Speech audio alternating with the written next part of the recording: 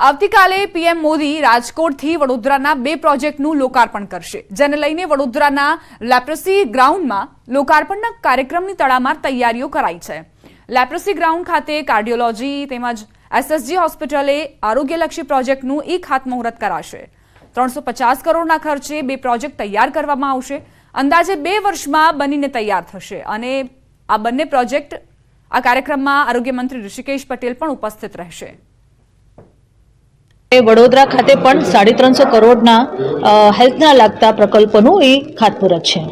ખાસ કરીને leprosy ground એટલે અનુસુયા ગ્રાઉન્ડ ખાતે 150 કરોડનું કાર્ડિયક હોસ્પિટલનું આયોજન જે થઈ રહ્યું છે એનું ખાતમુહૂર્ત છે। વડાપ્રધાન નરેન્દ્ર મોદી આવતીકાલે રાજકોટથી આરોગ્યલક્ષી જે યોજનાઓ છે તેનું લોકાર્પણ જે છે તે કરવાના છે। ત્યારે ખાસ કરીને વાત કરીએ તો વડોદરા શહેરમાં પણ જે વડાપ્રધાન છે તેઓ વર્ચ્યુઅલી જોડાવાના છે અને આરોગ્યલક્ષી જે પ્રોજેક્ટ છે તેનું લોકાર્પણ વડોદરા ખાતેથી પણ થવાનું છે। ત્યારે વડોદરા શહેરની વાત કરવામાં આવે તો લગભગ 350 કરોડના જે આરોગ્યલક્ષી પ્રોજેક્ટ છે તે વડોદરા શહેરમાં તૈયાર કરવાનું આયોજન જે છે તે વહીવટીતંત્ર દ્વારા કરવામાં આવ્યું છે। ત્યારે આ સીધા દ્રશ્યો તમે જોઈ રહ્યા છો કે આ લેપ્રેસી ગ્રાઉન્ડ ખાતે હોસ્પિટલ જે છે તે બનાવવાનું આયોજન કરવામાં આવ્યું છે। સ્થાનિક ધારાસભ્ય છે મનીષાબેન વકીલ, તેમના દ્વારા રાજ્ય સરકારમાં રજૂઆત કરવામાં આવી હતી કે કાર્ડિયોલોજી હોસ્પિટલ જે છે તેમના મત વિસ્તારમાં બનાવવામાં આવે, જેથી જે મોટી માત્રામાં મતદારો છે એટલે કે નાગરિકો છે તેમને આરોગ્યલક્ષી સુવિધા છે જેનો લાભ મળી શકે।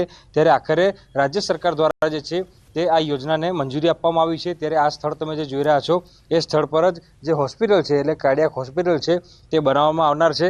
આવતીકાલે દેશના વડાપ્રધાન નરેન્દ્ર મોદી જ્યારે વર્ચ્યુઅલી આ કાર્યક્રમમાં જોડાવાના છે ત્યારે જે આરોગ્ય મંત્રી ઋષિકેશ પટેલ છે તેઓ પણ વડોદરા શહેરમાં ખાસ ઉપસ્થિત રહેવાના છે। આવતીકાલે સમગ્ર કાર્યક્રમ યોજાશે।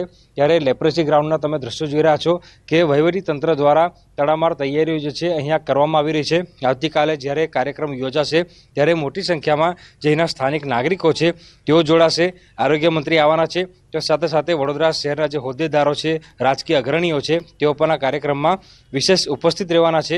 એટલે ટૂંકમાં કહીએ તો વડાપ્રધાન જ્યારે આવતીકાલે રાજકોટથી વિવિધ આરોગ્યલક્ષી પ્રોજેક્ટનું લોકાર્પણ કરવાના છે ત્યારે આ સમગ્ર કાર્યક્રમમાં વડોદરાવાસીઓને પણ લગભગ 350 કરોડના જે આરોગ્યલક્ષી પ્રોજેક્ટ છે તેનો લાભ મળવાનો છે।